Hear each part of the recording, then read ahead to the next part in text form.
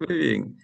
Simplemente compartirles este extracto bien chiquito, apenas una estrofa de uno de los poemas que, en opinión personal, es de los más hermosos que tiene Borges para mí, el famoso poema Conjetural, donde habla de la muerte, ¿no? De la prida, cuenta cómo este caballero que estaba guerreando en una batalla está a punto de ser asesinado por estos bárbaros que están ya por alcanzarle y narra ese momento, ¿no? Como un momento glorioso en el cual se da cuenta por fin que ha alcanzado justo antes de la muerte esta revelación interna de su destino sudamericano, ¿no? Y después todas las referencias que hace, también el poema tiene una referencia muy grande a Dante, ¿no? Al canto quinto del Purgatorio, ¿no? A la Prida, este soldado que también muere, ¿no? En batalla, expirando un María como última palabra, ¿no? Y por eso se salva.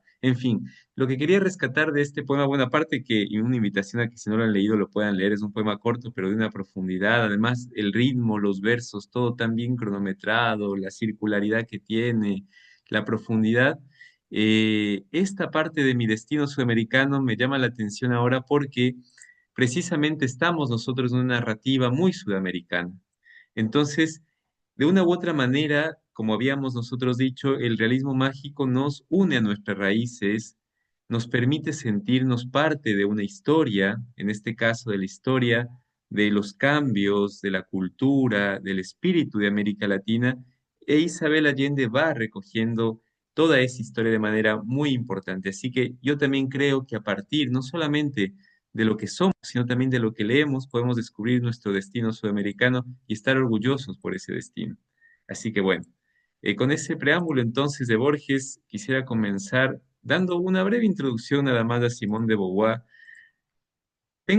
Les soy sincero, confieso un cierto temor cuando traemos a filósofos, filósofas o escritores de otros sentidos acá al junco, porque siempre está el peligro de reducirlos, de pensar que una teoría de ellos es simplemente unas ciertas frases hechas o unas pocas ideas, y que eso sustituiría la lectura de la obra de las autoras, en este caso de Beauvoir.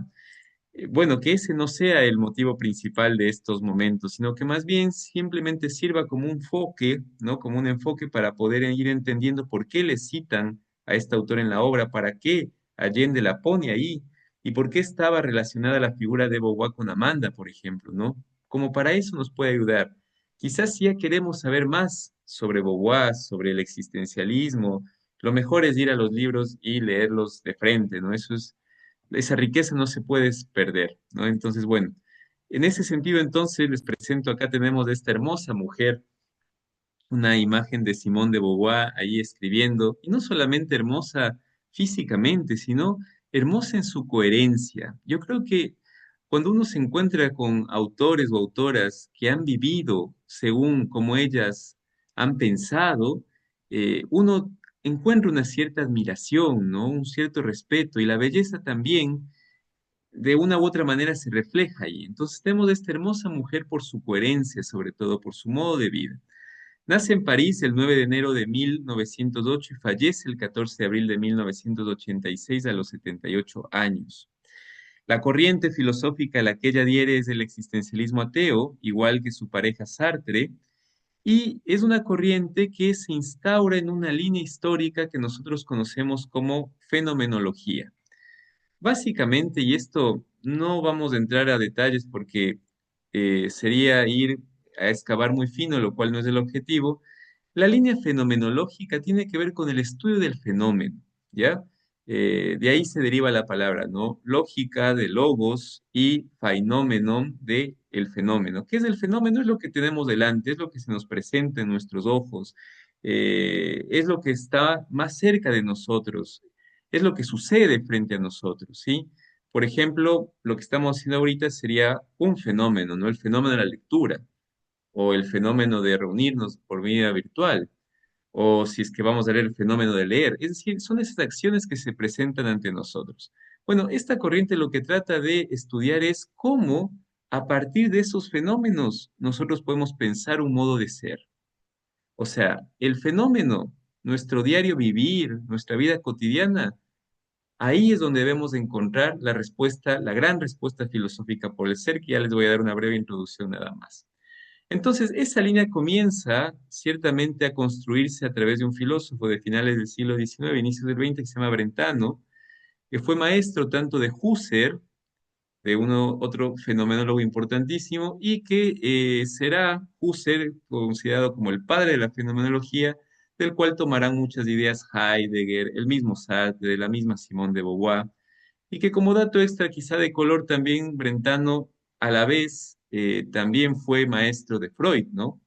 Entonces Freud de una u otra manera estaría unido y haciendo una convergencia también con la fenomenología. De una u otra manera, Freud cuando atiende a sus pacientes también tiene una mirada fenoménica, atiende al fenómeno que se le presenta, que para él va a ser el inconsciente, que se revela a través de los sueños que le cuentan, que se revela a través de los chistes, de los lapsus brutus, de las, yo qué sé, en fin. Entonces, bueno, esa es la fenomenología, ¿ya? Lo que Simón de Beauvoir hace entonces es tratar de ver a través de esa mirada que se interesa por el fenómeno a la mujer y pensar a la mujer en su tiempo. ¿Qué es esto de la mujer? ¿No? Sartre cuenta en una de sus memorias que ella se hace esta pregunta no con el sentido de querer atribuir o aportar a la corriente feminista. Ella lo que menciona es que se hace estas preguntas porque ella misma tiene una curiosidad de saber quién es como mujer, qué, qué, qué consecuencias tiene que ella sea una mujer en este mundo, en este tiempo. Con esto quiero decir que a veces nosotros, cuando oímos de feminismo, hoy en día tendemos a asociar al feminismo como este radicalismo, ¿no? De unas pancartas alzadas al aire y discursos un poco en contra del hombre o en contra de una sociedad o muy violentos. Bueno, no tiene nada que ver el feminismo de Beauvoir con eso, ¿no? Alejémonos de esa idea. Más bien yo creo que hay una riqueza enorme en poder traer adelante y rescatar un feminismo realmente importante que ya comenzó desde mucho tiempo atrás, no solamente con Beauvoir. Lean a Safo, por ejemplo, de Lesbos, ¿no? Una poetisa griega, lesbiana, de la era clásica, y van a ver que ya había una noción ahí interesante. Bien. Sin embargo, Beauvoir lo pone en nuestra actualidad. Vamos entonces a ver un poquito, bueno, ahí tenemos algunos de los libros que ha publicado, El Segundo Sexo, Las Bocas Inútiles, La Invitada, Los Mandarines, La Mujer Rota es otro libro muy bonito, ¿no? Que por cierto lo reeditaron, tiene una edición muy bonita y que vale la pena abordarlo si es que queremos acercarnos a un feminismo un poco más razonado. Bien, como les decía, eh, por temas de tiempo no voy a ahondar mucho, pero la fenomenología en el fondo lo que se está preguntando es por el ser, ¿sí? Y este ha sido, para tener como un dato de cultura general, uno de los pilares y de los centrales más grandes de la filosofía, ¿ya? ¿Cuál ha sido la pregunta que todo filósofo ha estado todo haciendo, todo el tiempo haciendo? ¿Por qué el ser y no la nada? ¿Sí? ¿Por qué nosotros somos en vez de no ser? ¿No? ¿Por qué existimos? Y cuando existimos, ¿qué es lo que nos hace existir? ¿Qué es lo que nos podría definir como existencia? Bueno, esa es un poco la pregunta filosófica. Como ven, ahí les he puesto algunos nombres que son famosos. Parménides es el primero que se comienza preguntando por el ser. Él dice que el principio de todo, ¿no? El arjé de todo es el ser y que de lo único que podemos pensar, lo único que podemos decir y lo único que podemos conocer es el ser. El no ser no lo podemos conocer, no lo podemos pensar, no lo podemos decir. Solamente estamos en el camino del ser, de las cosas, ¿no? Eh, de ahí tenemos a Platón y Aristóteles, que también se van a preguntar por el ser. Platón sobre todo va a decir que cuando él estudia las cosas, va a darse cuenta que el ser está presente en algo que él llama eidos, la idea. Es decir, si yo veo una silla, lo que estoy viendo en realidad es esa silla concreta, sí, pero en mi mente yo tengo una idea de silla. Y esa idea de silla me permite saber que eso es una silla. Entonces, lo que realmente existen son las ideas, ¿no? No las cosas como tal. Y después tenemos a Aristóteles, que se sigue preguntando también por la misma situación, solo que él ahora lo va a llamar ousia, sustancia. En fin, la Edad Media va también a tratar de preguntarse qué es el ser, y en esas preguntas, ojo, que los filósofos van construyendo sistemas. A través de la pregunta por el ser, lo que tratan de decir, bueno, uno de los atributos del ser es la ciencia, por ejemplo, ¿no? El ser se manifiesta, yo que sé, en la ciencia médica, o el ser se manifiesta una de las manifestaciones en la matemática, o en la contabilidad, o en la auditoría, o en la psicología, o en fin.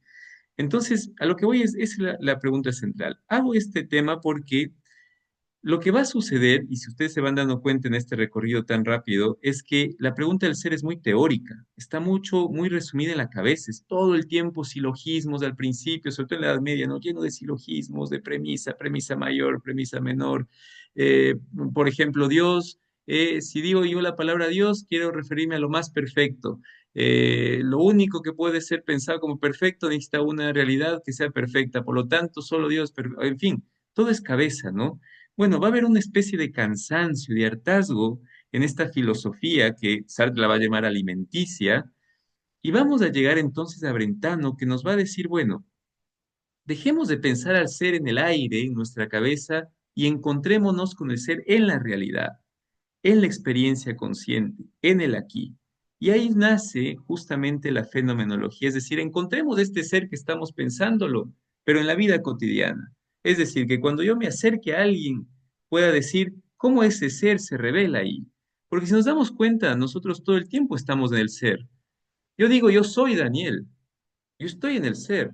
Él es Juan. Juan está en el ser. Esto es la mesa. Todo el tiempo estamos usando el es. Todo el tiempo decimos esto es el mundo, esto es la literatura, esto es el arte. Es decir, vivimos en el ser, pero no somos conscientes de ese ser. Entonces la fenomenología propone pensar ese ser en la experiencia, ¿sí? Y ahí empato justamente, y esto me sirve para entrar a Simón de Beauvoir. Simón de Beauvoir entonces va a pensar al ser en la experiencia, en el fenómeno, en la propia existencia. Entonces llegamos a Beauvoir con la fenomenología existencial.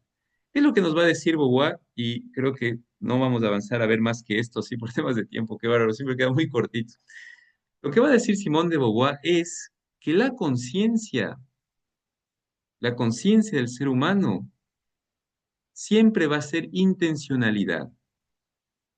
Cuando yo hablo de la conciencia, siempre va a ser conciencia de algo.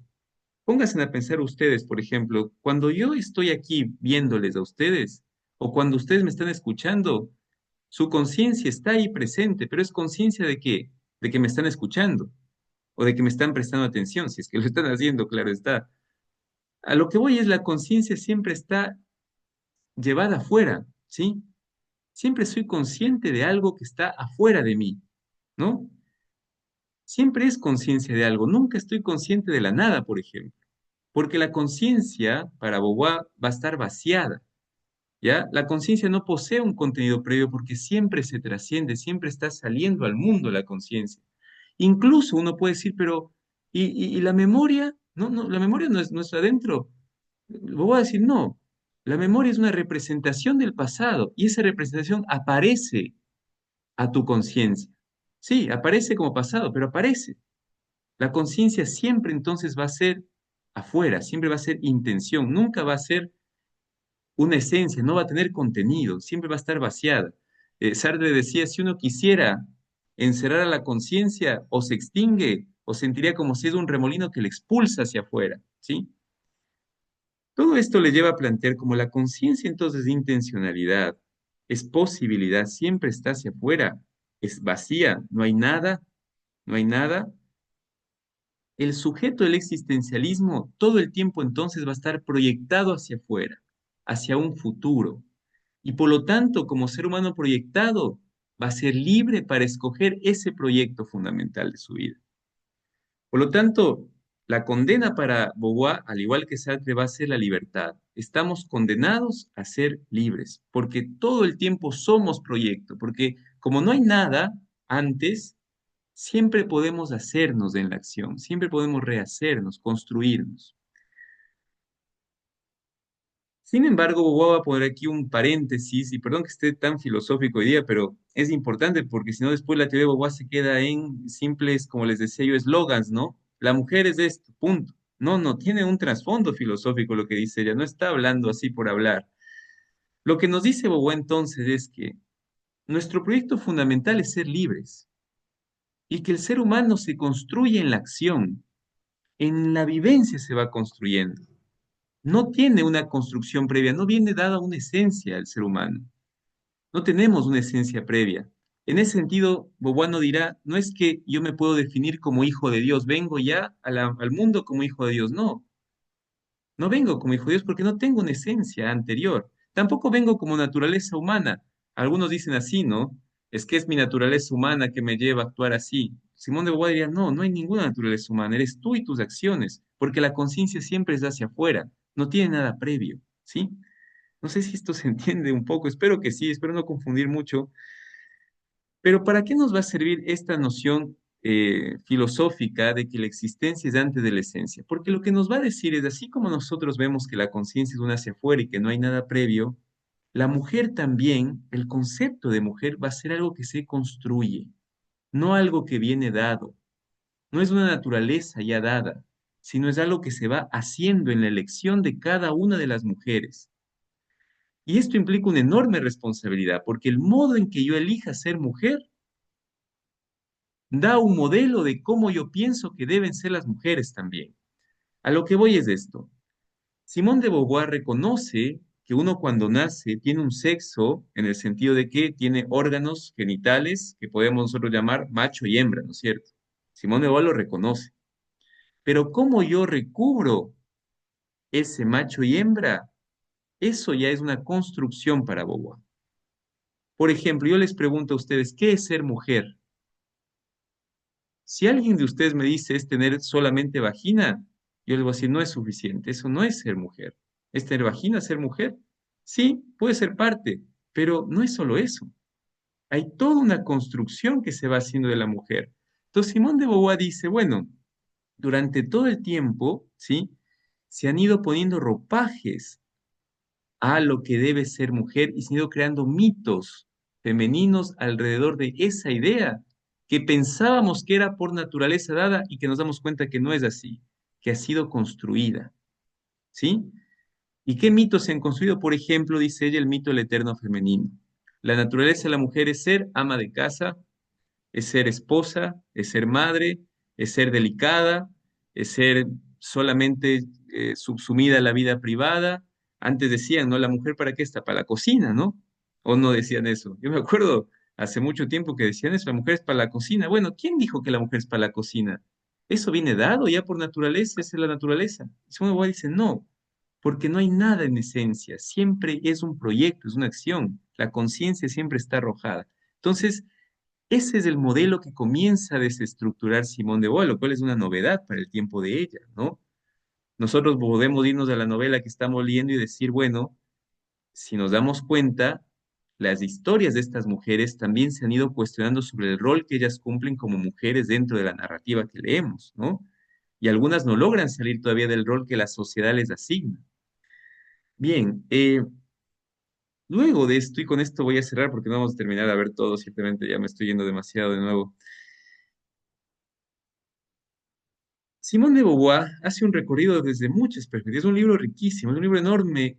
Tiene una cantidad de recorridos. Ella comienza diciendo, miren ustedes cómo la mujer se ha ido construyendo y comienza a ver desde la antropología, desde la psicología, desde la filosofía, desde la sociología, hace todo un recorrido histórico de cómo la mujer ha ido avanzando a través del tiempo, la mirada.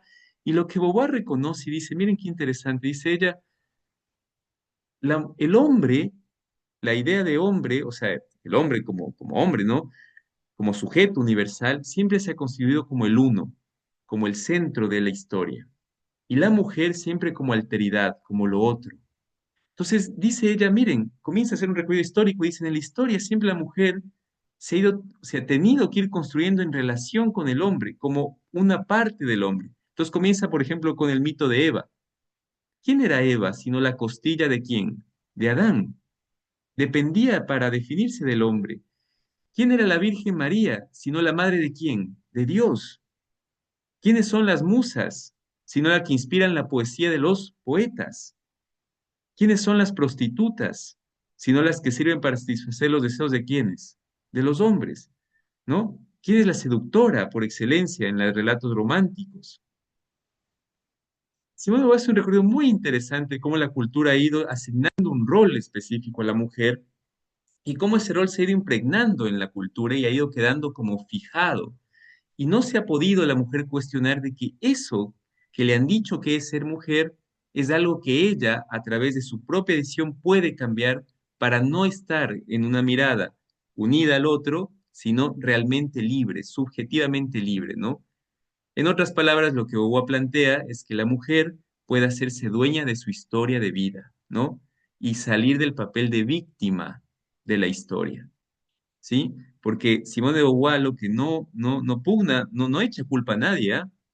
Yo no veo en el libro que hay una culpabilidad. No, pugna es para que la mujer se haga responsable de su decisión. Y si decide continuar con esos modelos, pues que decida libremente y que diga, sí, yo quiero continuar porque es mi decisión hacer eso, porque es mi decisión ser madre, porque es mi decisión ser mujer, porque es mi decisión ser delicada, porque es mi decisión, no sé, me invento estar al amparo de un hombre, pero es mi decisión, no porque alguien me impone desde fuera. No sé si se entendió un poco, igual lo vamos a ir viendo porque falta un montón de cosas, pero hasta ahí, ¿hay alguna duda para ya pasar ahora sí a la novela y ir como entendiendo por qué Simone de Beauvoir es importante? Daniel, perdón, no sé si, disculpa, no uso la manito, perdón. Entonces la situación se plantearía igual, ¿no? ¿Qué es ser hombre? ¿Cómo, perdón? Entonces, si, digamos, tomando, o sea, medio abogado del diablo, ¿no? Sí, O sí. sea, tomando lo que plantea Simón de Beauvoir, que es muy, ¿no? Muy respetable, también nos tocaría hacernos la pregunta, qué es ser hombre? Ah, claro, sí, por supuesto, es la misma. No, Mm, no, y es que esa pregunta es justamente mm, la que deberíamos hacernos para ser sí, conscientes de qué hemos elegido como hombres, ¿no? Porque es que si no eres mm, consciente de qué es ser hombre, ¿cómo puedes tú hacerte cargo del proyecto fundamental de tu vida, de elección de tu vida, ¿no? Porque si no mm, estaríamos muy llevados a la deriva cultural solamente, ¿no? mm, Ahí yo me atrevería a decir algo más incluso. Mira, para Sartre, por ejemplo, porque hablo de los dos porque ambos compartían la misma teoría filosófica. Es más, Simone de Beauvoir al convivir con Sartre tomó, ella mismo dice, es más, dice, yo no construí ningún sistema filosófico, el filósofo es él, el filósofo es Sartre, porque él construyó un sistema, dice, yo lo que hice fue traer ese sistema y aplicarlo fenomenológicamente a la situación de la mujer. Lo que dice Bobo es que ella no comparte con Sartre un hecho. Sartre dice que no importa la situación que nosotros vivamos, hombre, mujer, libre, esclavo, pobre, rico, estamos en la misma posibilidad de elegir con libertad. La misma posibilidad. O sea, la misma posibilidad de ser libre tiene el que está en la cárcel como el que está ahorita en Miami con $1 millón para Sartre, ¿no? Bobo dice no. Bobo dice la situación va a hacer que crezca o disminuya los grados que cada uno tiene de libertad. No va a ser lo mismo un niño que ahorita nazca en Gaza, no va a tener la misma grado de libertad que un niño que nazca en Estados Unidos y sea multimillonario, por ejemplo. Por lo tanto, no es lo mismo tampoco la condición histórica con la que la mujer ha tenido que decidir que la condición histórica del hombre. Y eso es evidente, ¿no? Yo estoy de acuerdo en ese sentido con Simón de Beauvoir. O sea, las luchas de las mujeres han sido luchas no tan ni parejas en muchos casos. En otros sí. Pero a lo que voy es, Beauvoir no plantea, y ahí me parece bien, la pregunta es muy acertada, Jorge, porque no trata de ponernos en contras. No sé si se capta la idea. No, yo no sé, no he hecho, yo no he salido de Beauvoir, le soy sincero. Yo no sé en qué momento comenzó esta lucha, un poco violenta contra el otro, ¿no? Y contra la estructura, y una lucha, pero que ya termina siendo extrema. Beauvoir no planteaba eso. Beauvoir lo que quería es que cada mujer, en este caso, porque ella lo toma, pueda plantearse este interrogante y ser verdaderamente libre en la elección, ¿no? Ser consciente de su contexto, de su situación, saber que no está determinada de antemano, sino que ella va construyendo algo. Bueno, ese es un poco, no sé si te respondí, Jorge. no, no, queda eso, digamos, para la discusión, ¿no? Porque lo que yo, bueno, he podido observar con la experiencia en el tiempo y por supuesto gran admirador de Simón de Beauvoir, es que hay en la práctica, digamos, un, una supremacía del hombre, ¿no? Cuando no debería ser así. Yo recuerdo, disculpe que tome este ejemplo, cuando yo comencé a ser profesor en la universidad hace 35 años, ¿no? ¿No? Las estudiantes mujeres eran pocas en ingeniería química, ¿no? ya era una carrera de hombres, pero poco a poco en el transcurso de los años ya la situación se comenzó a balancear y en algunos cursos que he dictado las mujeres eran mayoría, ¿no? Y después con respecto a los sueldos, por suerte en la universidad los sueldos de hombres y mujeres eran los mismos, ¿no? Si uno llegaba a ser profesor principal, el profesor principal ganaba lo mismo, pero el problema eran los filtros para llegar a ser profesor principal. ¿No? Y bueno, es para discutir, disculpen, ¿no? En algún momento tendremos la oportunidad de verlo, ¿no? No, sí, no, yo te agradezco mucho, Julio, porque traes un ejemplo concreto, es verdad. Y ahí volvemos a este ejemplo de alteridad, ¿no? Es decir, todavía se mantiene una noción de la mujer como alter, ¿no? Y al hombre como uno, ¿no? Para la fenomenología, una de las cosas maravillosas que tienes que es contextual, no generaliza, no es que dice, en todo el mundo pasa, no. En contextos pasan y en contextos no pasarán, ¿no? Hay contextos en los que suceden, contextos en los que no. Eso también tengamos en cuenta y no nos confundamos. No está dando principios generales, ¿no? O igual lo que está diciendo es veamos los contextos, ¿no? Entonces, como tú dices, en ese contexto puede pasar, puede que en otros lados ya no, pero de que Exacto, pasa, pasa, ¿no? Sí. exacto. Mamá, habías levantado la mano. Sí, buenas noches con todos, ¿cómo están? Genial. Sí, sabes que escuchando todo esta teoría o esta filosofía, digo yo, de Simón de Beauvoir, así se pronuncia, no Ujú. sé muy Sí. bien, pero yo me quedo con la parte de la libertad, ¿no? De que los seres humanos, yo creo que tanto hombres y mujeres, tenemos ese derecho y esa posibilidad de ser libres, de escoger que no es que todo está dicho, que no todo está ya como predestinado, eso me gusta, sino más bien somos seres que cada día nos construimos, nos reconstruimos, podemos volver a empezar, podemos tener anhelos y sueños y que somos los decidores, ¿no?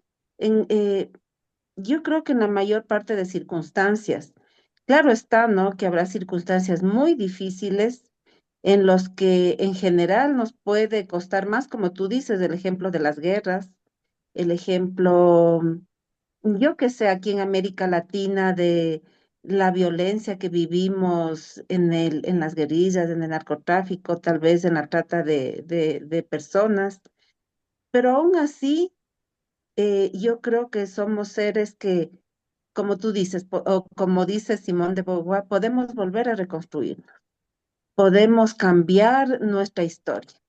Y yo Ujú. me quedo con eso porque es esperanzador para mí, es muy alentador porque hay tantos sueños y esto es como que dice, todo depende de tu fuerza, casi, casi digo una fuerza interior, más no de lo que está afuera. Afuera puede estar muchas cosas, muchísimas cosas, pero también depende de la mujer interna, del hombre interno que está en nosotros. Eso es todo. Eres Gracias. la Sí, y esa es justamente la noción que tienen porque las cosas son las únicas que están completamente definidas. Estoy hablando desde la filosofía, todo esto estoy hablando desde la filosofía porque yo ya desde mi lado personal creo en otras cosas, ¿no? Pero según este existencialismo, por ejemplo, si yo cojo, yo qué sé, este esfero, el esfero ya está definido, esfero es esfero, está ya, es un círculo cerrado, este es el esfero, ya está definido. Eh, Sartre diría es un en sí, ya está dado, ¿no? Pero el ser humano no, el ser humano siempre es para sí. Yo siempre estoy en posibilidad de volver a definirme, no estoy todavía definido. El único momento donde me definiré, dice Sartre, y Simón de Beauvoir lo comparte, es en la muerte. Ahí ya pueden decir, por ejemplo, Daniel fue tal cosa, ¿no? Y por lo general van a decir que lo que hice, van a referirse a mi proyecto fundamental, a la decisión que yo tomé, ¿no? Les pongo un ejemplo, si yo decido leer aquí en la comunidad de lectura de Junco durante toda mi vida hasta que muera, yo que sé, a los 90 años, y muero, ¿qué van a decir? Daniel fue un lector del Junco. No porque yo imaginé serlo, porque en mi acción yo fui un lector.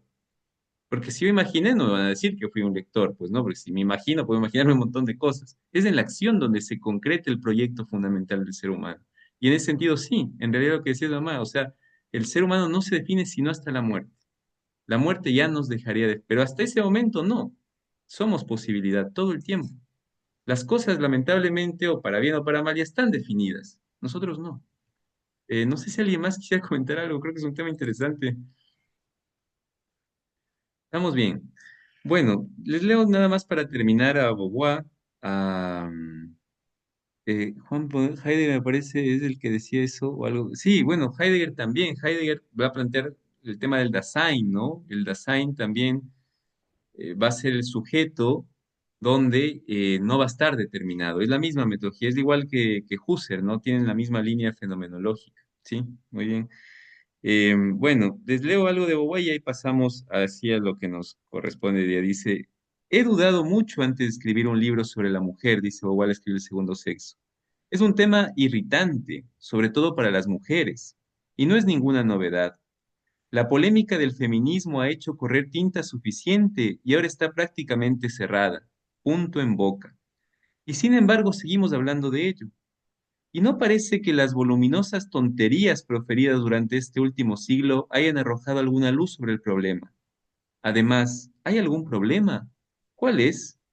¿Acaso hay mujeres? Efectivamente, la teoría del eterno femenino sigue contando con adeptos que susurran.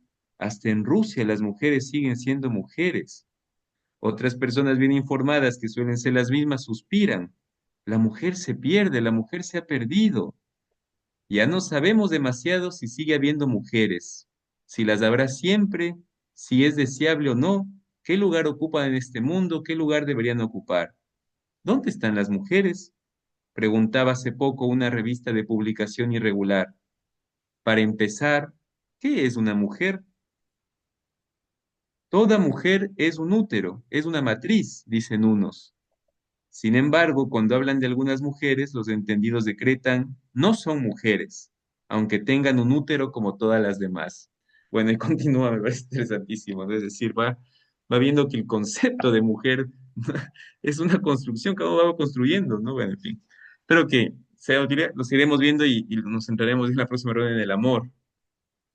¿Qué es el amor libre que proponían Sartre y Beauvoir? Bueno, espero que esto también ilumine el contenido que vamos viendo y nos va a iluminar, porque los ensayos que ustedes fueron viendo, los que leemos acá en el Junco, suelen tener mucho referencia a estos autores. Bueno, como les decía yo, de modo particular, no creo que la existencia preceda a la esencia, tengo otra filosofía y se las presento y cada uno pues libremente irá eligiendo con qué filosofías que iremos recorriendo el Junco seguramente a lo largo de todo este tiempo se van quedando. Así que bueno.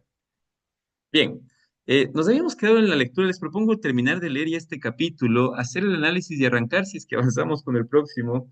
Y eso. Así que no sé quién nos quisiera ayudar leyendo el final del capítulo. ¿Se acuerdan que estábamos con Esteban? Se fue al Colón, ¿no? A este prostíbulo y se encuentra con alguien que parecería ser Pancha, ¿no? Porque le dice el patrón, ¿no? Así que bueno. Irma, adelante, entonces te escuchamos.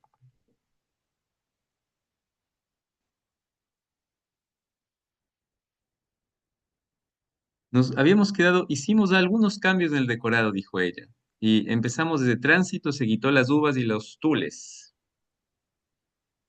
Listo. A ver, dame un segundito. Tránsito se quitó las uvas y los tules y volvió a ser la mujer que yo recordaba, solo que más apetecible y menos vulnerable, pero con la misma expresión ambiciosa de los ojos que me cautivara cuando la conocí. Me contó de la cooperativa de prostitutas y maricones, que había resultado formidable. Entre todos, levantaron al Cristóbal Colón de la ruina en que lo dejó la falsa madama francesa de antaño, y trabajaron para convertirlo en un acontecimiento social y en un monumento histórico, que andaba en boca de marineros por los más remotos mares. Los disfraces eran la mayor contribución al éxito, porque removían la fantasía erótica de los clientes, así como el catálogo de putas, que habían podido reproducir y distribuir por algunas provincias para despertar en los hombres el deseo de llegar a conocer algún día el famoso burdel.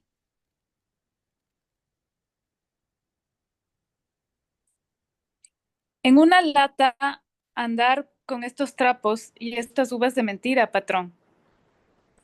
Pero a los hombres les gusta. Se va contando y eso atrae a todos. Nos va muy bien, es un buen negocio y nadie aquí se siente explotado. Todos somos socios. Esta es la única casa de putas del país que tiene su propio negro auténtico. Otros que usted ve por ahí son pintados. En cambio, Mustafa, aunque le frote con lija, negro se queda. Y esto está limpio. Aquí se puede tomar agua en el excusado, porque echamos lejía hasta por donde usted no imagina y todas estamos controladas por sanidad. No hay venerias. Tránsito se quitó el último velo y su magnífica desnudez me apabulló, tanto que de pronto sentí un mortal cansancio.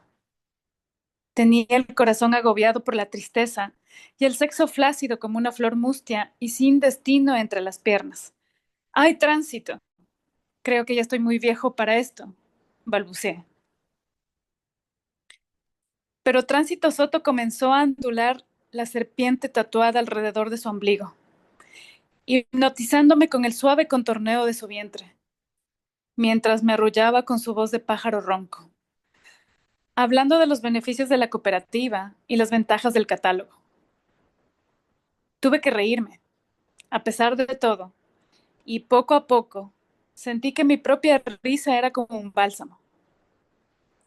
Con el dedo traté de seguir el contorno de la serpiente, pero se me deslizó zigzagueando. Me maravillé de que esa mujer, que no estaba en su primera ni en su segunda juventud, tuviera la piel tan firme y los músculos tan duros, capaces de mover aquel reptil como si tuviera vida propia.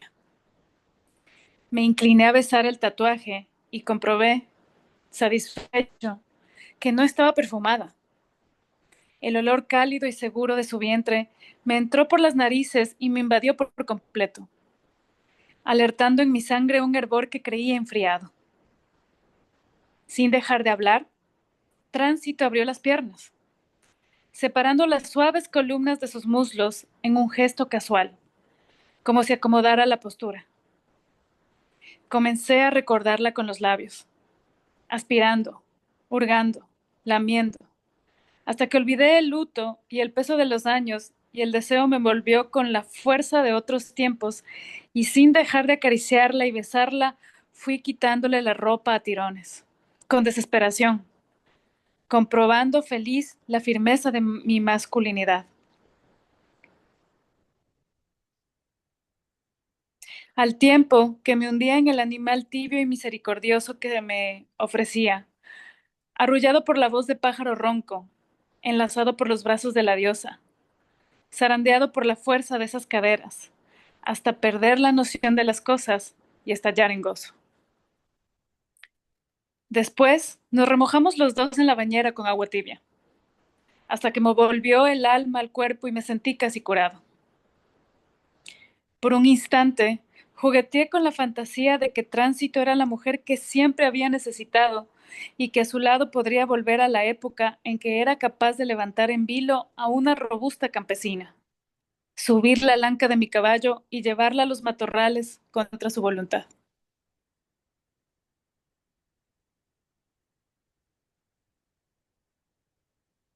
Clara, murmuré sin pensar, y entonces sentí que cayó una lágrima por mi mejilla, y luego otra y otra más, hasta que fue un torrente de llanto, un tumulto de sollozos, un sofoco de nostalgias y tristezas, que Tránsito Soto reconoció sin dificultad, porque tenía una larga experiencia con las penas de los hombres.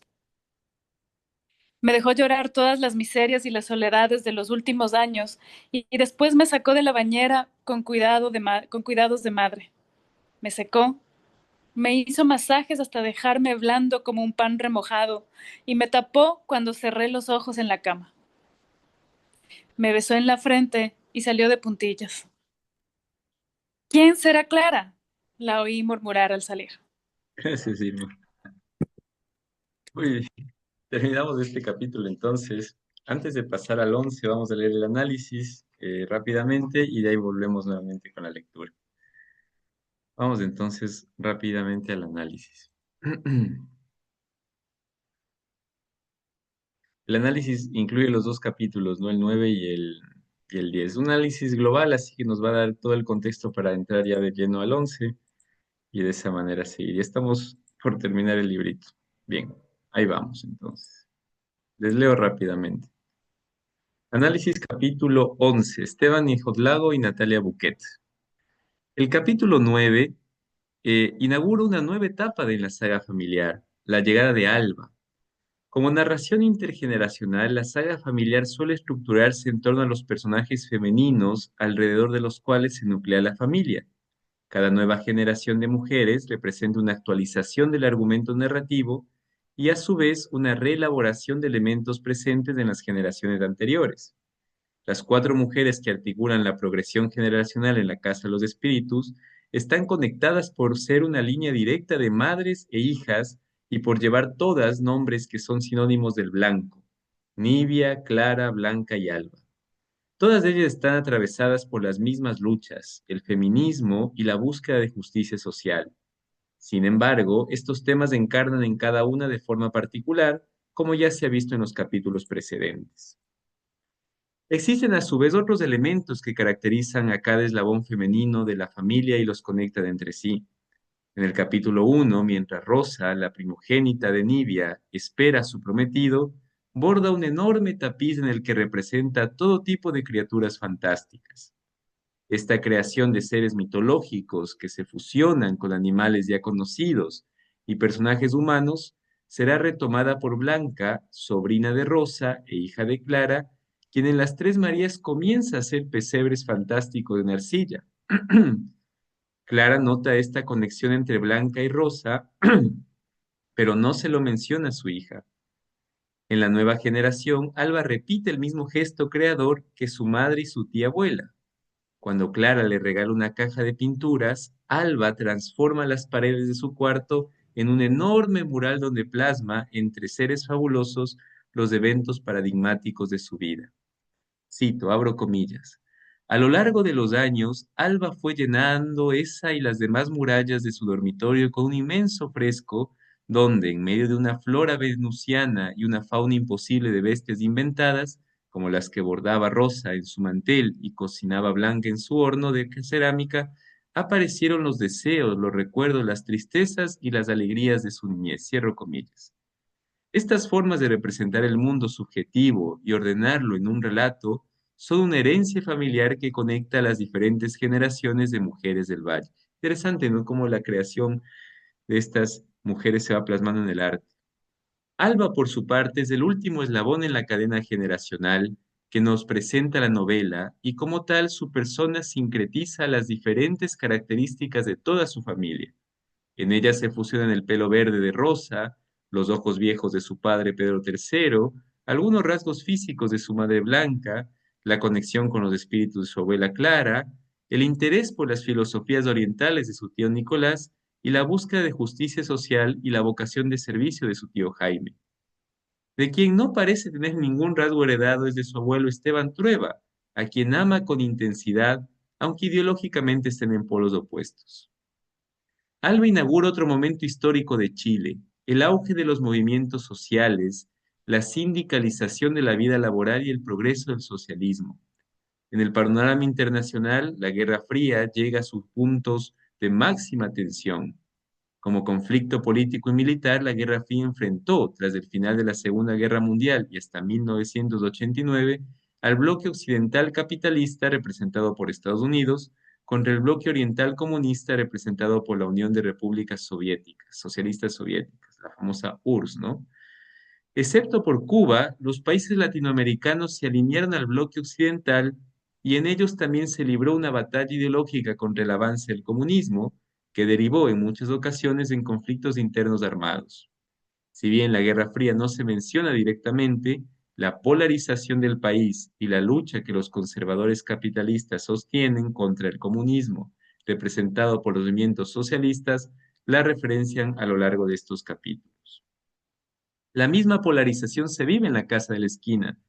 Esteban Trueba es senador por el Partido Conservador y se transforma en el principal opositor del socialismo.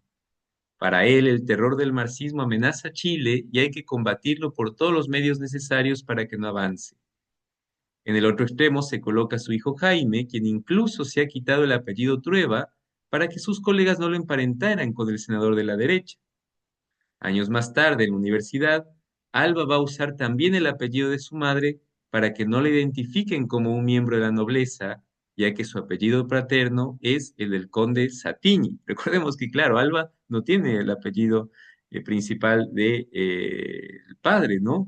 Sino de Satiñi, ¿no? No es Trueba. En esa época, es Trueba en segundo apellido, digamos, ¿no? En esa época de cambio y de progresiva conexión con el resto del mundo, que va desde los años 50 hasta fines de los 60, Nicolás introduce al país filosofías orientales que, si bien en el texto no reciben nombres, podemos identificar con algunos preceptos budistas y taoístas. Predica el vegetarianismo, la purificación del cuerpo mediante la respiración controlada, la práctica del yoga, la meditación y el control de las emociones y los pensamientos. Alba se nutre de todos estos elementos que ayudan a forjar en la niña una personalidad serena y resiliente. En el capítulo 9 vuelve a aparecer Esteban García, el nieto bastardo de Trueba. Este personaje es el único antagonista puro de la novela. Todas sus acciones están encaminadas a traer la ruina sobre la familia. Esteban García es nieto de Pancha, a quien Esteban Trueba ha violado en el capítulo 2. El muchacho ha crecido escuchando la historia de labios de su abuela y un odio implacable lo consume, pues debería ser él el heredero de la fortuna de Esteban Trueba. En Esteban García encarnan solo elementos negativos. Se trata de un joven sádico y cruel que de pequeño se entretenía pinchando los ojos a los animales y que aprovecha cada ocasión que se le presenta para hacer el mal. Así ha obrado, por ejemplo, cuando le reveló a Esteban Trueba el paradero de Pedro III. Hay una fatalidad en torno a este personaje. Es el producto de la violencia que Esteban Trueba ha ejercido sobre las campesinas. En él se acumulan el dolor y el odio de todas aquellas mujeres violadas por el patrón y, como artefacto narrativo, se transforma en el vehículo de la venganza que le hará pagar a Esteban Trueba sus excesos con la misma moneda. Por eso las apariciones de Esteban García son esporádicas, prácticamente casuales y tienen la función de anunciar y desencadenar las tragedias.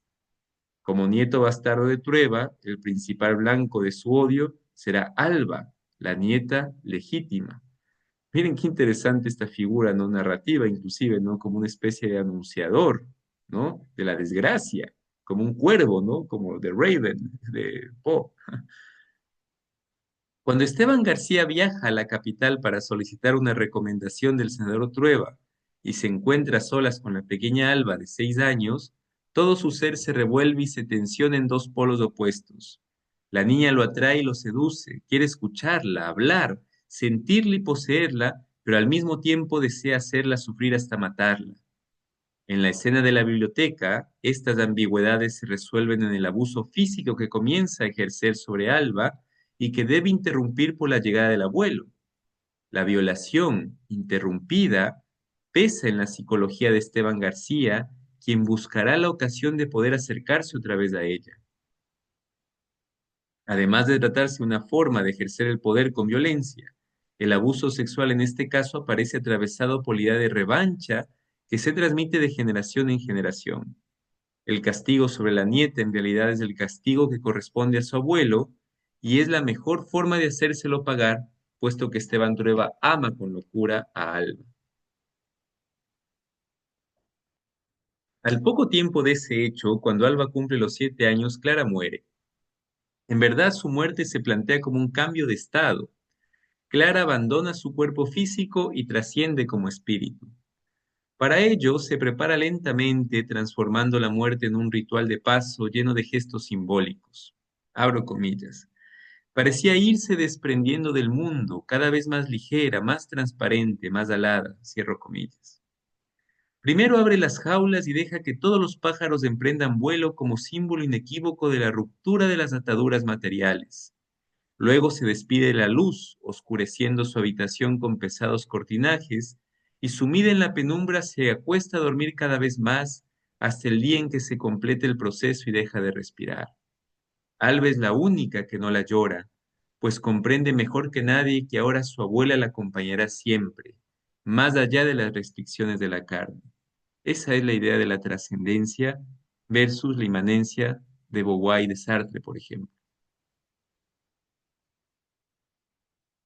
Esta idea de la trascendencia, ¿no? Que nos acompañará, que al Clara le acompaña más allá, ¿no? Perdón el paréntesico. La muerte de Clara representa el final definitivo de una época, no solo para la familia Trueba del Valle, sino para todo Chile. Es el cambio propiciado por el progreso, el avance tecnológico y las nuevas estructuras socioculturales. El país abandona su conexión mística con la tierra para abrazar la industrialización y los procesos de globalización que lo empujan hacia el posmodernismo, el teléfono, la radio y la televisión posteriormente. En el apogeo de la nueva conectividad y de las nuevas sensibilidades sociales, la casa de la esquina comienza su lento declinar. Los jardines se marchitan, los muros se agrietan, las habitaciones se van cerrando con llave y se sumen en el olvido, los sirvientes abandonan la casa y ni siquiera la comida vuelve a ser la misma. Esteban Trueba está absorbido por la política y evita pasar mucho tiempo en la casa, y sus hijos tampoco están preocupados por su administración. Como un ser vivo, la casa envejece vertiginosamente y se precipita a la ruina. Es tan importante esta transición que la narradora dedica más de 2 páginas a su descripción. Cito, abro comillas, los temblores de tierra, los portazos y el bastón de Esteban Trueba abrieron grietas en las murallas y astillaron las puertas. Se soltaron las persianas de los goznes y nadie tomó la iniciativa de repararlas. Empezaron a gotear las llaves, a filtrarse las cañerías, a romperse las tejas, a aparecer manchas verdosas y humedad en los muros. Solo el cuarto tapizado de seda azul de Clara permaneció intacto. En su interior quedaron los muebles de madera rubia, 2 vestidos de algodón blanco, la jaula vacía del canario, la cesta con tejidos inconclusos, sus barajas mágicas, la mesa de 3 patas y las rumas de cuadernos donde anotó la vida durante 50 años. Lo único en la casa que no es corruptible es el cuarto de Clara. Al igual que su recuerdo y su espíritu, el paso del tiempo no la afecta y es uno de los últimos elementos de la novela en los que se manifiesta lo real maravilloso. Ojo con eso, ¿ah? En toda saga familiar existe una figura que oficia a modo de núcleo constelador. En torno a su presencia se articulan las vidas de los demás personajes. Que hago un paréntesis, tú, Jorge, habías dicho eso, ¿no? Justamente lo que aquí mencionan ahora, ¿no? Hay alguien que articula, parece en la familia un núcleo de unión. Cuando esa persona cae, las cosas se dispersan un poquito, ¿no? Interesante que tu reflexión también concuerda ahora con Natalia y con Esteban. Dicen, continúa entonces. En torno a su presencia articulan las vidas de los demás personajes. Clara fue este núcleo familiar, la única capaz de doblegar a Esteban Trueba, quien dio el esplendor extravagante a la casa y la transformó en morada de tantos espíritus y personajes famosos como el poeta, una ficcionalización de Pablo Neruda. Por eso, su muerte pone fin a un mundo, a una serie de estructuras que no pueden mantenerse en su ausencia. Sin Clara, la familia se desarticula. Jaime y Nicolás dejan de hablarse, Blanca no interviene en los asuntos de sus hermanos y Esteban Drueve evita a sus hijos. El único elemento que sigue conectándolos de algún modo a todos es Alba. En los años siguientes, Blanca retoma su relación con Pedro III, quien se ha convertido en un cantante de protesta famoso y muy querido por la clase trabajadora. Pedro III vive en los barrios pobres y sus encuentros con Blanca suelen ser en un hotel, hasta que ella lo convence de que se mude a un departamento en el centro de la ciudad. Pedro III accede y vive entonces según los usos y costumbres de la clase media, que representa un bajo porcentaje de la población chilena, polarizada entre ricos y pobres. En ese departamento las visitas de Blanca se dan con más regularidad, pero ella no acepta las propuestas de matrimonio que le hace Pedro y se mantiene como una mujer soltera de clase alta. Como se ha explicado en los capítulos anteriores, Blanca no logra romper con las estructuras sociales heredadas y no renuncia a sus privilegios. El amor que siente hacia Pedro III no es suficiente para producir su descenso social. Qué interesante esta imagen, ¿no? Ya la habíamos nosotros también hablado en salas, pero remarquemos cómo es el amor versus la sociedad también. y no la sociedad como abstracto, lo económico, ¿no? El estatus. Continúo. Así, el ideal del amor como una fuerza que puede romper las barreras sociales no se concreta y la relación se reviste el sabor amargo del fracaso. Es el puro realismo, ¿no? Eh, hay una canción de Javier Crae, que se les voy a pasar al grupo, no lo voy a decir ahora, pero no todo es amor. También hay que pensar con qué vas a vivir, ¿no? Eh, sí. Entonces la sociedad también impera una fuerza atrayente. Continúo. Blanca tampoco le permite a Pedro III que revele a Alba su paternidad. Lleva a la niña a pasear con su padre, a quien presenta como un amigo. Deja que éste la vea periódicamente y que se establezca entre ellos un vínculo de mucho afecto, pero les niega la posibilidad de disfrutarse mutuamente como padre e hija. Blanca ama a su hija incondicionalmente y tiene como prurito su protección. Prefiere sacrificar su bienestar para asegurarse una fortuna que le permita criar a su hija con todos los privilegios que ella misma ha gozado. Bien, hasta ahí llega el análisis.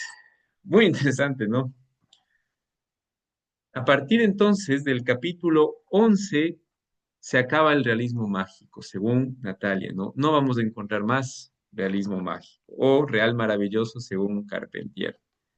Son las 10. ¿Les parece si nos juntamos en salas? Pues creo que dejamos para el martes que viene el inicio del capítulo porque no vamos a avanzar mucho y no nos queremos hacer muy noche. Así que, aunque como estamos 7, yo les invito que, y como estamos un poquito de tiempo, no sé si compartimos mejor acá porque si no vamos a estar muy poquitos en cambio. Y estamos 7, así que me parece un número bueno.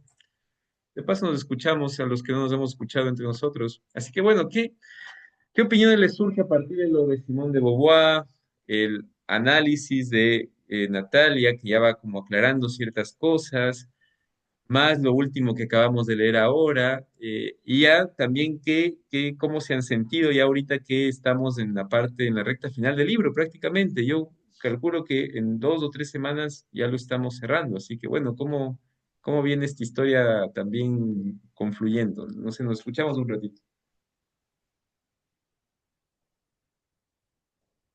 Adelante, Hildita, te escuchamos.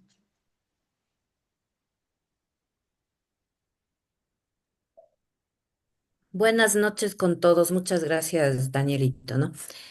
Este, con respecto a lo que escribe Simone de Beauvoir, que no sé si estará bien pronunciado, a mí me quedó una inquietud, ¿no? Ella dice que cuando un ser nace, mujer u hombre, ¿no? Como decíamos antes, no se define como mujer todavía.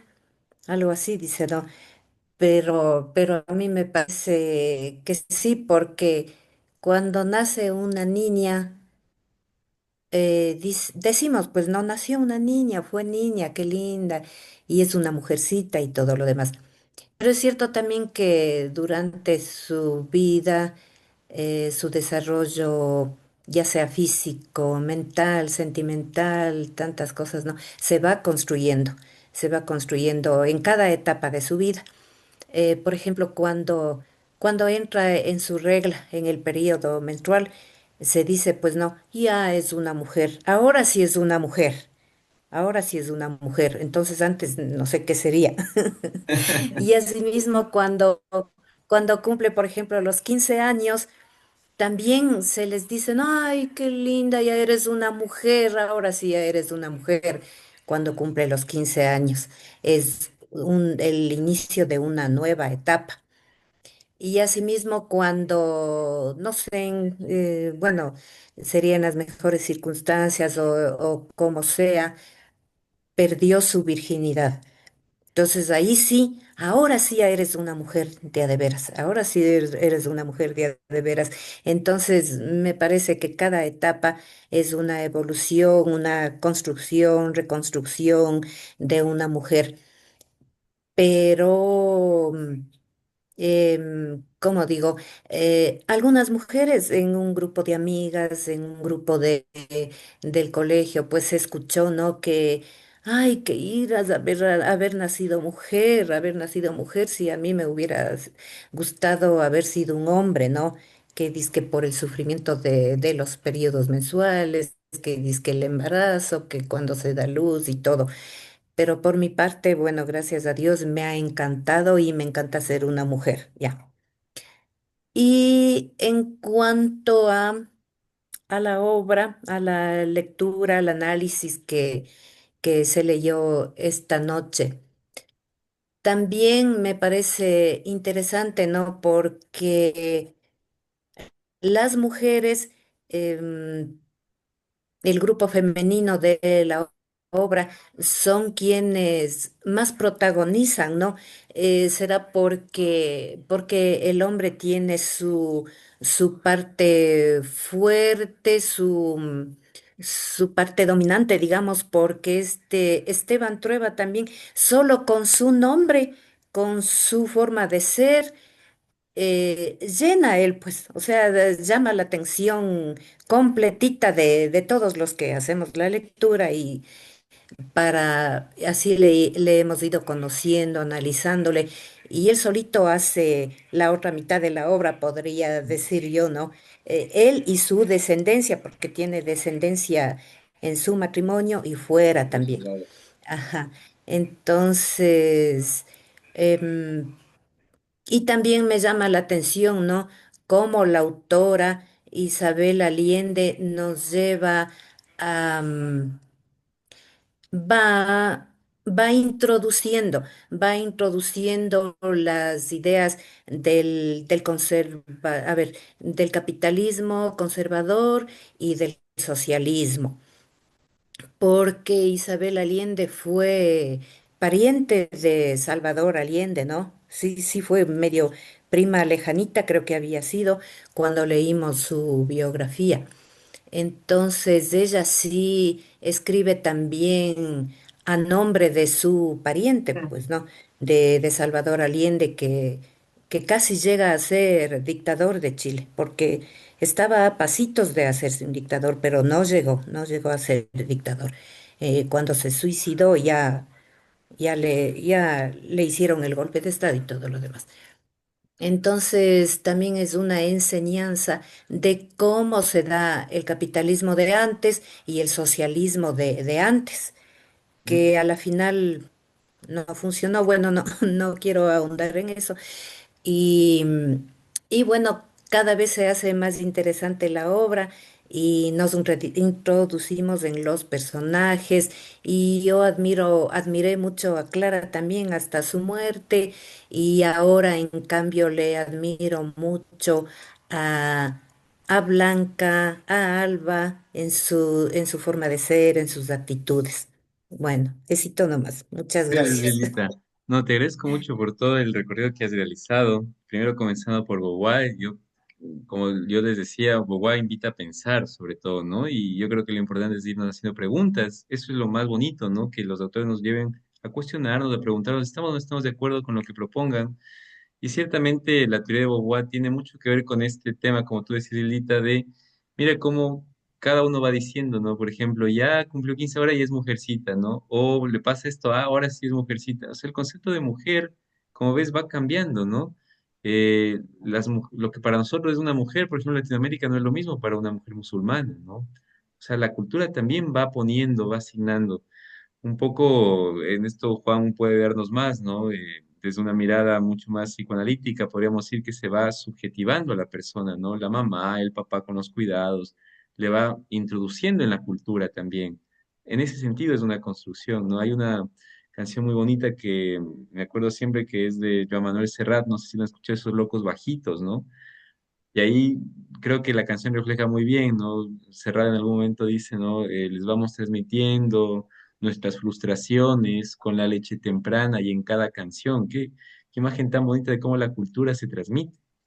Pero bueno, junto con eso también, gracias por lo de rescatar el personaje de Clara, de las mujeres. Yo creo que es una historia, la de Isabel Allende, que justamente predispone para ir viendo cómo el recorrido de estas mujeres, por un lado, se van conectando en la historia narrativa, pero por otro lado también van significando una historia social, ¿no?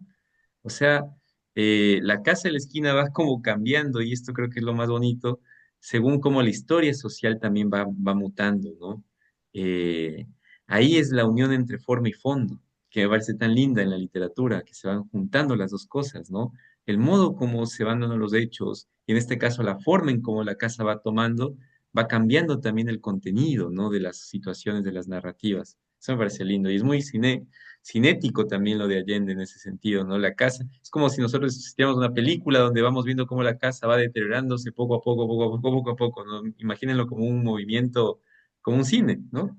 Bonito. Gracias, Dildita. No sé, Jorge, adelante, sí. Sí, con respecto a lo que se ha mencionado, ¿no? Depende también de la época, del lugar, etcétera, ¿no? Por ejemplo, ¿no? Yo conversaba con mi esposa hace unos años y me decía que cuando ella nació, ¿no? Le cuentan que su papá se puso triste porque quería hijo hombre, ¿no? Porque lo necesitaba para trabajar en el campo, ¿no? Entonces, ¿cómo es otra experiencia, ¿no? Entonces son experiencias, ¿no? Que también, ¿no? Pueden influir en el futuro, ¿no? Y lo voy a dejar ahí.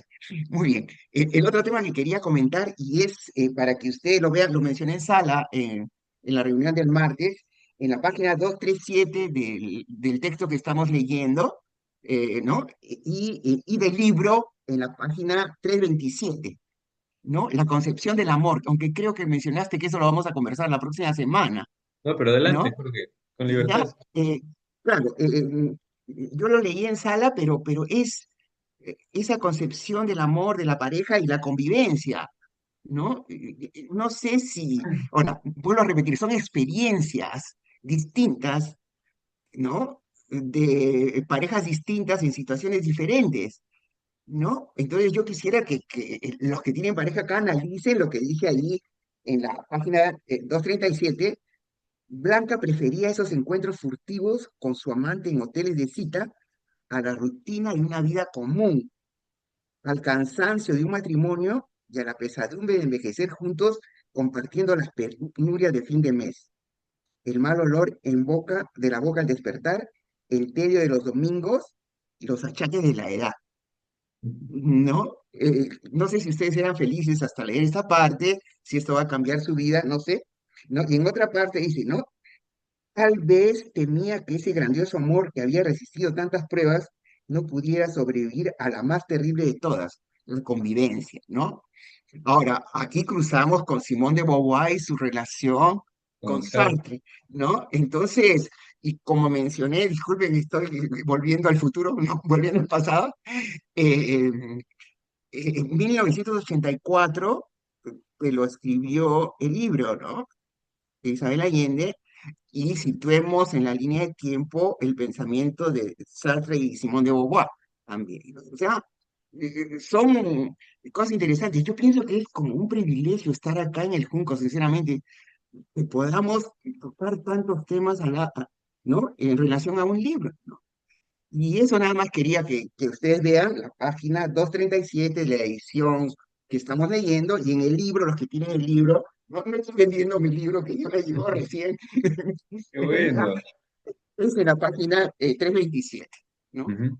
Ok, eso nada más. Muchas gracias, Jorge. Siempre muy valioso. Te agradezco mucho por tus comentarios también. En efecto, el tema de la costumbre, ¿no? De la convivencia, sobre todo.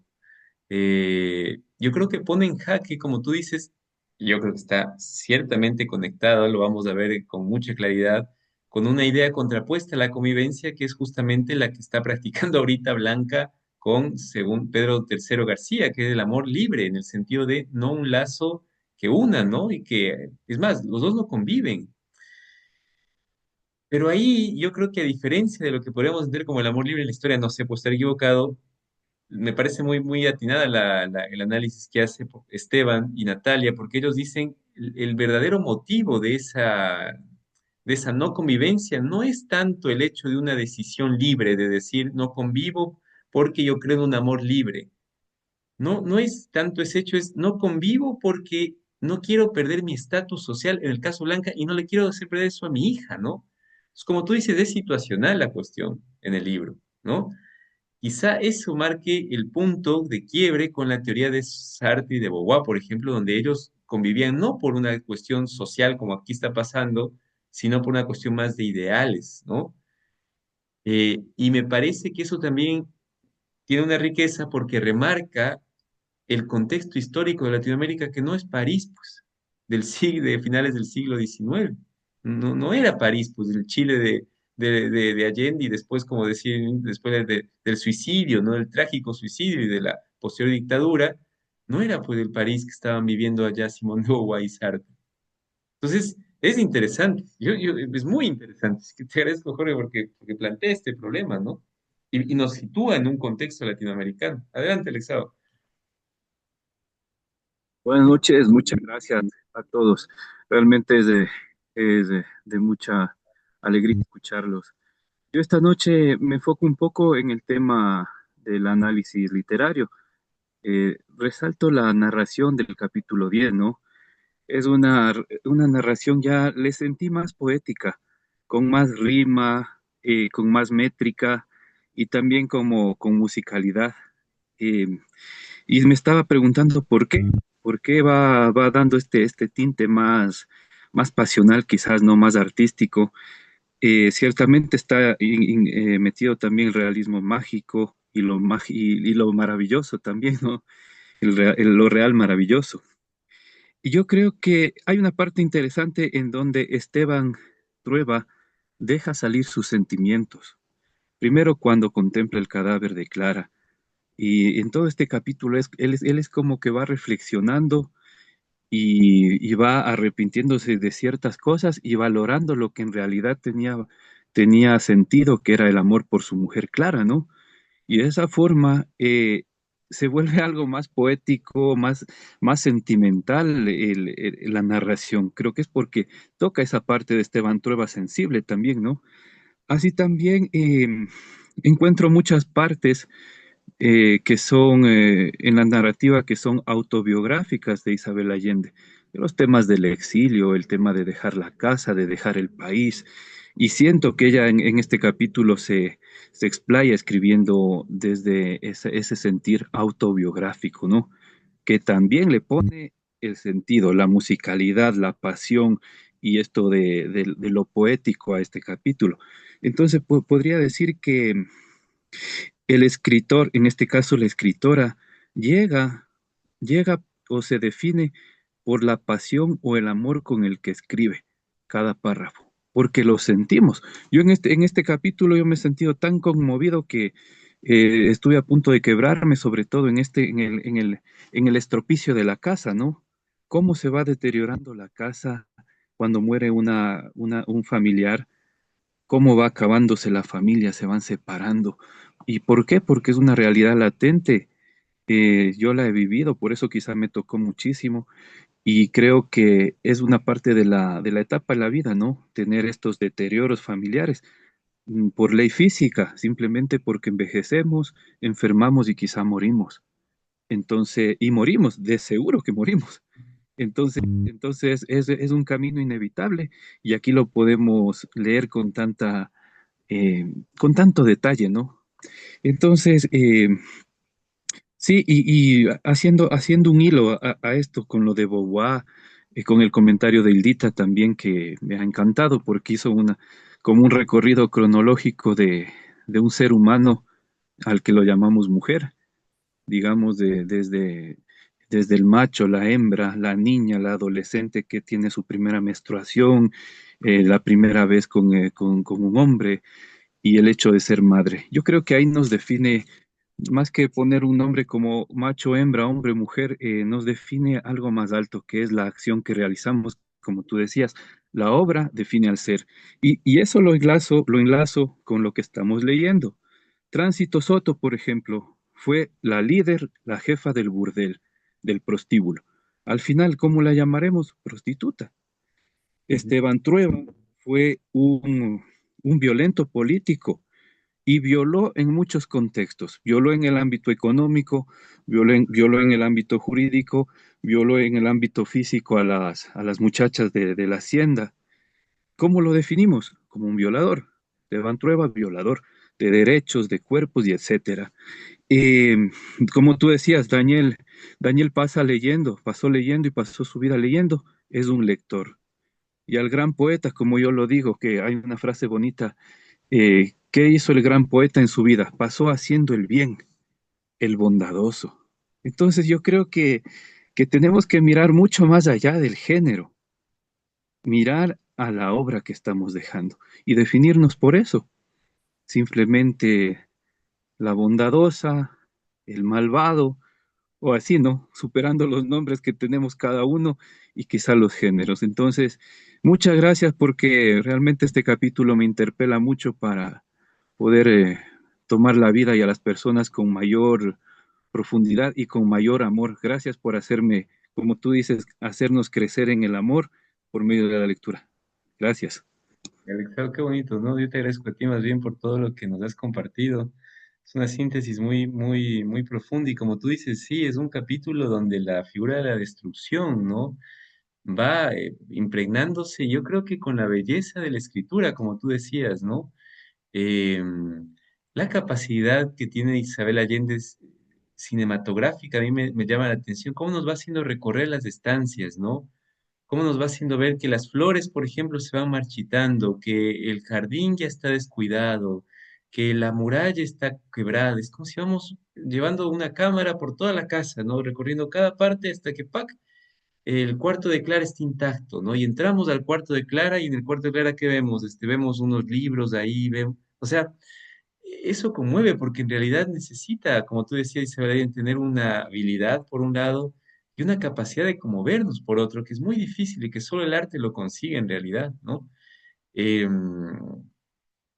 ahora, Juan había dicho esto de Heidegger y es verdad, porque Heidegger va a decir en última instancia lo que revela el ser es el arte.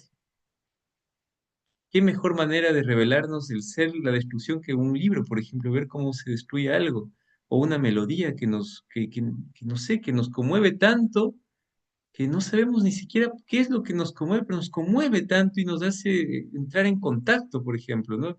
Y uno trata de explicar y dice, es que esto me parece hermoso, ¿y por qué te parece hermoso? Se escapa, se va, ¿no? Huye. Pascal decía, el ser tiende a ocultarse, ¿no? Se nos huye, se nos escapa, pero está ahí, es nuestro trasfondo. Esto es qué bonito, Alexis, te agradezco mucho y sí, en realidad hay una cuestión que es ineludible y es que nos definimos por lo que hacemos, no por los ideales, ¿no? Porque uno podría decir, sí, yo quiero que me reconozcan como un gran pintor, pero si no he pintado un cuadro, claro, ¿quién me va a decir que soy un gran pintor si no he pintado un cuadro en mi vida? Por más que yo quiera, yo puedo querer un montón de cosas. Que me reconozcan, yo qué sé, como, no sé, un gran astronauta, pues no he ido nunca al espacio. La acción de un modo estamos como muy unidos a la acción, ¿no?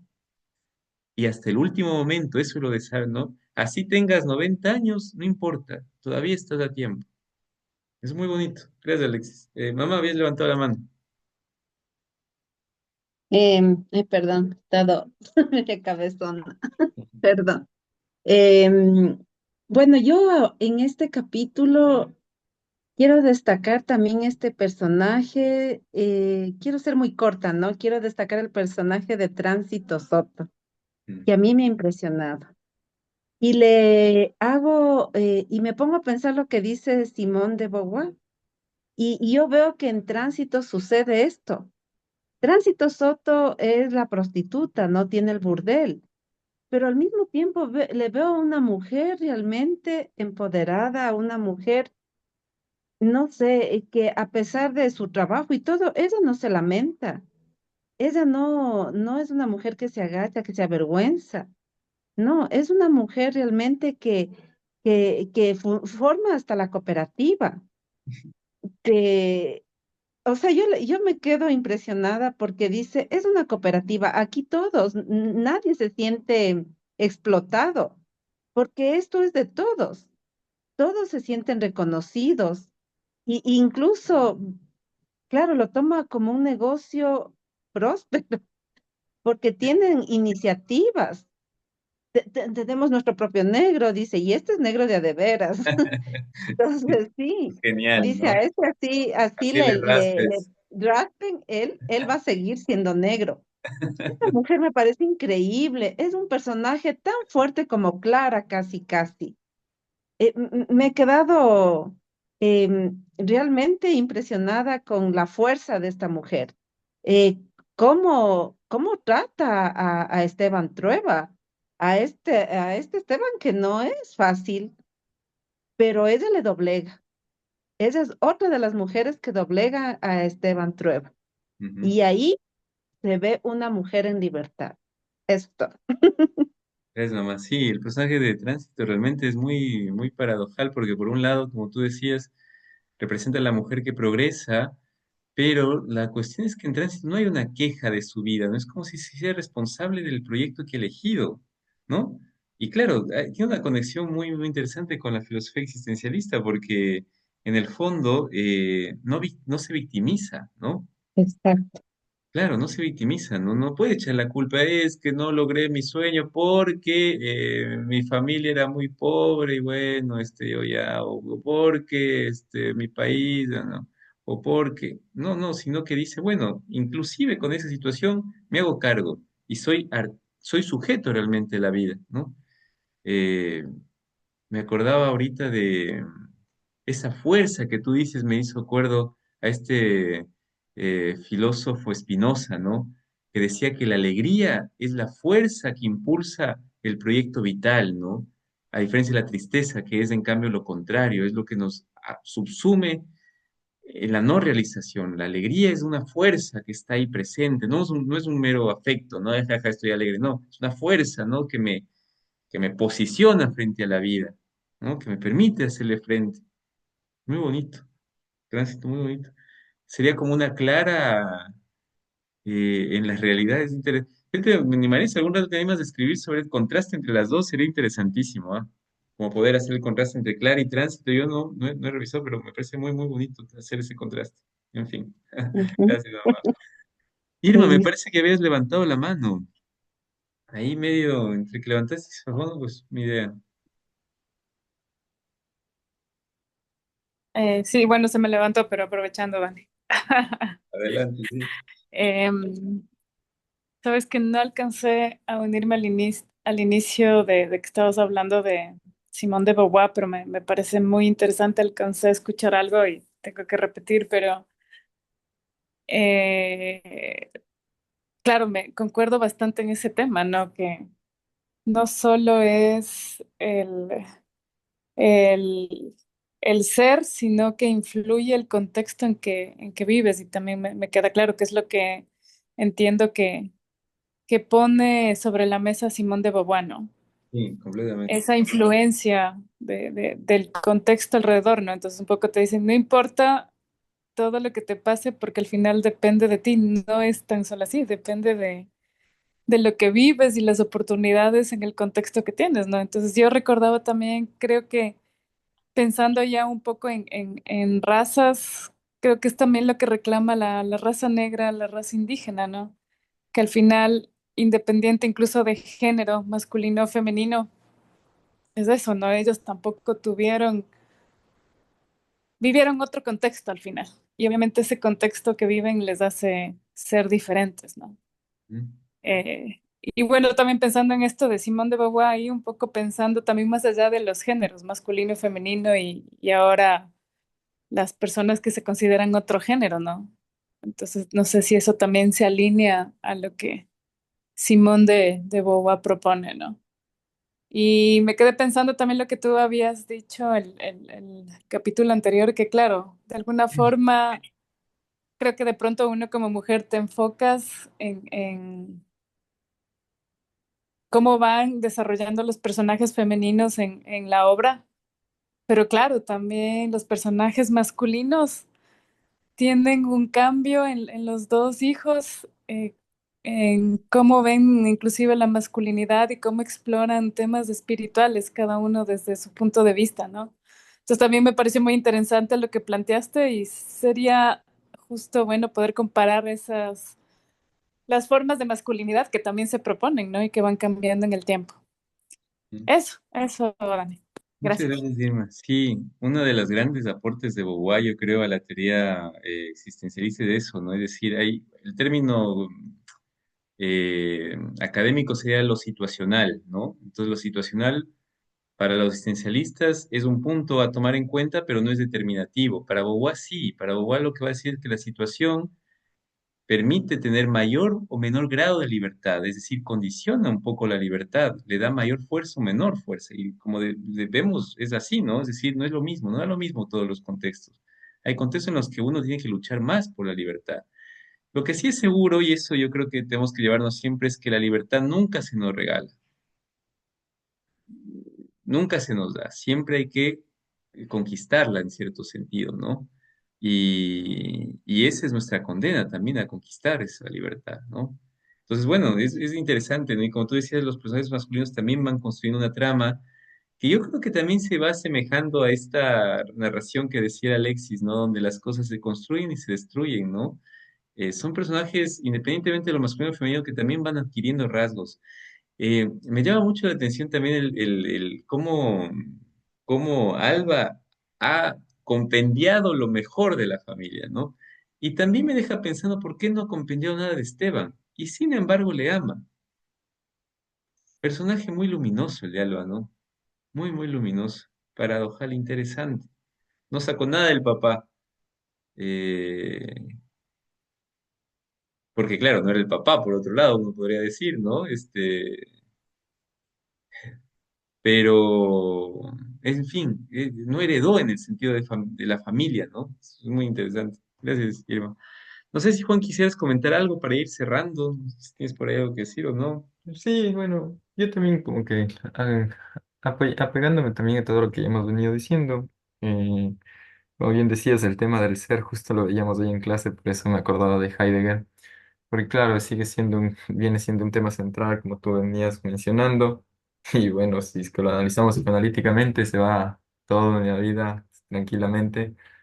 Y asimismo el tema del quiénes somos. Lacan diría que seríamos juzgados y sancionados por el otro, ¿no? Tal como comentaba Alexis, comentabas tú, somos, somos somos personas porque alguien más nos dijo que somos eso, ¿no? Nos dijeron tú eres. Entonces, ahí está bastante marcada la importancia del otro. Y y bueno, también me tomo lo del Alexis, que mientras él lo comenzaba, claro, iban analizando justo, a mí no me agradó ese pequeño spoiler del análisis, cuando dicen que ya se va a ir acabando el realismo mágico a partir de aquí, ¿no? Entonces, no me gustó mucho porque, claro, yo siento que es parte de la esencia, y siento que es parte por lo que se fallece Clara. Entonces... me dejó eso resonando, como que decir, pienso de aquí en adelante, digo, tal vez habrá una pelea más, tal vez habrá alguna batalla delante o un enfrentamiento, y habrá que pensarlo ya más desde la realidad, no tanto ya desde el realismo mágico, ¿no? Entonces, me deja pensando eso de que a partir de aquí, todo lo que diga tiene que ser un poco más pensado literalmente, ¿no? Entonces... Eso más que nada, como general, porque de ahí todo lo que venía diciendo me pareció bastante interesante, me gustó bastante también, pero para no repetirlo nuevamente, está ahí. Gracias, Juan. Sí, tienes razón en esto de, claro, podía quitar la magia, ¿no? Justamente lo mágico de la realidad. Y sin embargo, me parece que, claro, cada uno lo va a experimentar de un modo, va a haber nostalgia, si es que nos gusta el realismo mágico, ¿no? Es como que conecta con nosotros. A mí me pasa eso, que cuando vas leyendo es como que es lindo que hayan estos episodios donde se mueven las cosas, o donde sale alguien con pelo verde, ¿no? Pero en fin, yo creo que vamos a ver si es que el análisis lo confirma. Puede que no, o sea, puede que veamos que sigue estando el realismo mágico presente, aunque el análisis diga que ya no va a estar. Pero puede que sí, no sabemos. Vamos a ver en el camino iremos viendo. Así que nada, gracias también. Y sí, en realidad una de las formas donde nos reflejamos, nos vemos en el otro, ciertamente. Y esa será una de las maneras también en que quedamos cerrados de la mirada del otro, ¿no? Bien. Bueno, vamos a finalizar, agradecerles nuevamente por la reunión de hoy día. Vamos ya la siguiente semana a ir. Solo quería acabar y ya con esto nos despedimos con una última cita para tomar esta idea de que la conciencia entonces es todo encuentro, ¿no? Es todo hacia afuera. Hacia adentro no hay nada en el sentido estricto, no hay contenido. Nos encontramos caminando, nos encontramos en el camino, ¿no? Nos encontramos en la vereda, ahí es. Entonces, termino con una cita de Sartre que dice lo siguiente. Nos hemos liberado de Proust y al mismo tiempo de la vida interior. En vano buscaremos como a miel, como un niño que se besa el hombro, las caricias, los mimos de nuestra intimidad, porque en fin de cuentas, todo está afuera, todo, inclusive nosotros mismos, fuera, en el mundo, entre los demás. No es en no sé qué retiro donde nos descubriremos, sino en el camino, en la ciudad, entre la muchedumbre, como una cosa entre las cosas, como un hombre entre los hombres, como un ser humano entre seres humanos. Bueno, esa es la idea, ¿no? Afuera nos encontramos con los otros. Bien, interesante, lindísimo. Les recomiendo que lo vayan leyendo. Hasta aquí llegamos. Muchas gracias.